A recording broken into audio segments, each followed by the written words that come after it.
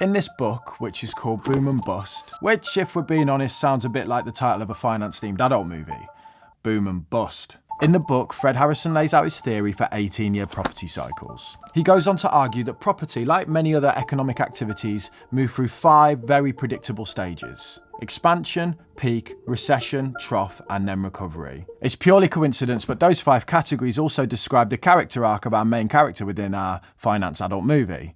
But anyway, it looks a little like this on a graph. Fred's work became popular and was adopted by the world at large for a few reasons. Firstly, he correctly predicted the financial crisis before it happened, as he so proudly advertises on the cover of his book right here. Also add to this point that his 18-year timeline seems to perfectly stack up with every major drop in UK house prices for about 100 years. Especially those in more recent memory in the 50s, 70s and late 80s, early 90s. In fact, when I was hitting the research papers in preparation for this video, you know I love a research paper, I found a similar 18-year or thereabouts timescale quoted all over the show. You got Newman in 1935, Cairncross in 1934, Abramovich 1964 and Lewis 1965. For about 100 years or so, it's been widely accepted that property tends to move in cycles that last about 2 decades. So with that information, with this 18-year measure and armed with the knowledge that house prices last dropped in the UK in 2008-2009, we can then say we are right here on the graph and shouldn't expect to pull back until 2026. Case closed, thank you Fred. Not quite. Now while I do think boom and bust cycles exist and are really just a representation of human emotion playing out over and over again in a cycle within financial markets,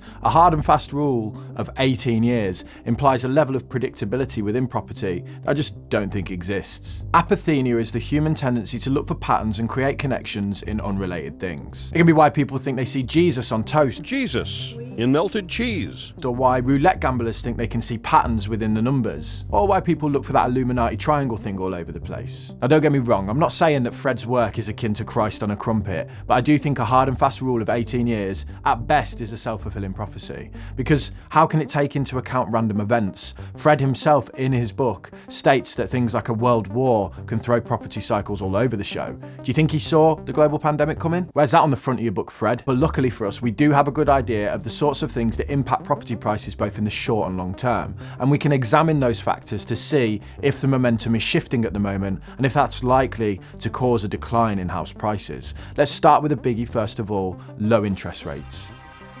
The first quarter of the year saw record demand for houses from potential buyers. 7 in 10 homes sold above asking price, as buyers flooded into the market racing to snap up homes. But why? What was so special about the first quarter of the year? Well, it became apparent that interest rates were going to rise, and that would mean that so would the cost of mortgages. And with that would mean higher monthly payments, and thus people's affordability would worsen as a result. All this activity in the first quarter of the year is a result of people thinking that good times are coming to an end. Because since 2007, 2008, we've been in this really low interest rate environment, which has made mortgages comparatively cheap for people. It meant that they could afford more on a monthly basis because their mortgage deals, the interest associated with them, was so low. Now that those rates have started to rise, it's raising concerns on both sides of the fence. The average homeowner with a £224,000 mortgage can expect to pay £1,000 extra in interest a year as a result of these interest rate rises if they get a new deal. But it isn't just on the individual side, the you and me and our affordability where things need to be taken into consideration. Lenders look at affordability as well, and they're going to have a few worries. They're going to sit there thinking, if interest rates continue to rise, people's affordability will be less. So we're going to tighten up our lending criteria and not just dish out loans to anyone. As well as that, they're probably going to look at the values of homes and question, is this home really worth that much? Stories are already circulating that lenders are refusing to accept offers on properties and are slashing valuations. You can bid whatever you want for a property, but if your lender doesn't agree with that valuation and you need the finance from them in order to pay for it, it doesn't mean anything. Because they could just turn around and go, we're not lending you that much money because we don't agree with that price. These concerns around affordability and the knock-on impact it's having on valuations of properties are all really down to our next factor: inflation. Now, while inflation in the main will cause asset prices to rise, which is good for anyone who holds them, for those people who are looking to buy them, their affordability is stretched as inflation diminishes the purchasing power of the pounds or dollars in their pockets. There is a cost of living crisis at the minute, meaning everything gets more expensive, which means people can afford less monthly payments on a mortgage and also can't save as much because they simply don't have as much money to put away each month. We are currently seeing inflation rates at the highest levels in over 30 years. Now, rising interest rates and inflation don't automatically equal fall in house prices. That all depends on the third factor and if that can keep up, which is rising wages. How much mortgage you can afford is typically calculated as a multiple of your income. So let's say a mortgage provider says you can have 4 times whatever your income is. Now, if prices of properties continue to rise, that isn't an issue as long as wages keep up with them. But they're not. Wage growth was around 4 to 5%, depending on if you factor in bonuses or not, between December 2021 and February 2022. Inflation is probably around 10%, which means wages are not growing at the same pace as inflation is rising. In fact, if we look at the data that compares average house prices versus average wages, the average UK salary, according to HMRC, is around £24,600. The average house price in the UK is around £278,000. That is over 10 times the average salary. Now, I am aware that average salaries mean nothing. Footballers boost those figures up, and it depends where you live in the country, the same with the average house price. But let's say we went 25k to 30k average salary and 200k to 300k for the average house. Anyway you slice it, we're looking at over 8 times the average salary to buy a home in the UK. This is worrying because in 120 years of property data, the average price of a home has only ever gone over 8 times income twice. Just before the financial crisis and at the start of the 20th century. In both examples, prices drop shortly after. Really, it's simple. Unless lenders are prepared to lend 10 times people's incomes or buyers are prepared to save up huge deposits, the demand for homes at 10 times the average salary will just dry up. First-time buyers made up around 48% of all transactions in 2021. If first-time buyers can't afford to buy, you can expect demand just to dry up. As well as that, people already in homes looking to potentially upgrade a home, move to a bigger place, they're faced with this dilemma at the minute that they might be on a good mortgage deal at the minute, and if they migrate to a new property, they're going to need to apply for a new mortgage at a more expensive rate. So while they're also going to be buying a more expensive home, it's also going to cost them more on a monthly basis just to get in that place because of the mortgage deal. This affordability problem is likely why we've seen London house prices rise the least over the time period by quite some way. There is simply just not enough room in people's affordability to support double-digit growth like the rest of the country. Do you hope to own your own home one day? Yes. Do you think that's a possibility? No. If you stop watching the video here, you're going to have a pretty bleak outlook on the future of property in this country. What with raising prices, decreased affordability and shrinking wages relative to inflation, you're going to think, well, the only option is for prices to come down or for everyone to get a fat pay rise, and that ain't going to happen, is it? But there are other factors at play that we need to consider here. I also need to consider getting some WD-40 for this chair, because I don't know if you can hear it, but it squeaks all the time. Does anyone know how to make a chair not squeak? I do love this chair. I mean, look how far I can lie back on it.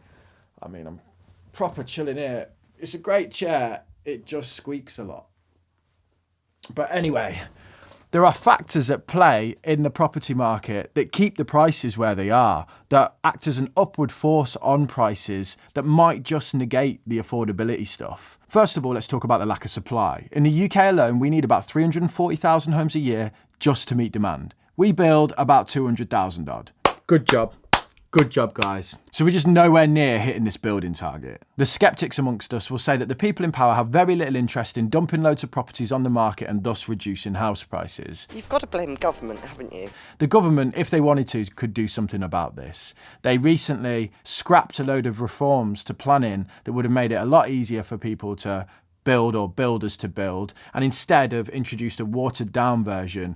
It was announced in the Queen's speech, and really it is quite disappointing and shows that this problem isn't going to fix itself anytime soon. We don't have enough homes, and as long as that continues, demand will remain high, and that's further buoyed now by Gen Z coming of prime home buying age. They're the largest generation ever, and they are approaching peak home buying age. Add that to the mix with all the financially broken millennials who are the first generation in history to be poorer than their parents, but, you know, blame it on the avocado toast. It's nothing to do with the fact that they came of age during the worst financial crisis in living memory. When I was trying to buy my first home, I wasn't buying. Smashed avocados for $19. So yeah, there's a lot of people that want to buy homes and there's not many homes for them to buy. Also, add to this supply-demand debate, we need to make a distinction between houses and flats. There's a clear trend now that houses are in more demand than apartments. As more people work from home, the race for space, as it's called, means that people are leaving their apartments and want homes instead with gardens and more space. Go on to Rightmove right now and look at your local city and just see how many listings you get for houses versus flats. Maybe maybe in time the trend will reverse again and people will move out of the homes back into city centres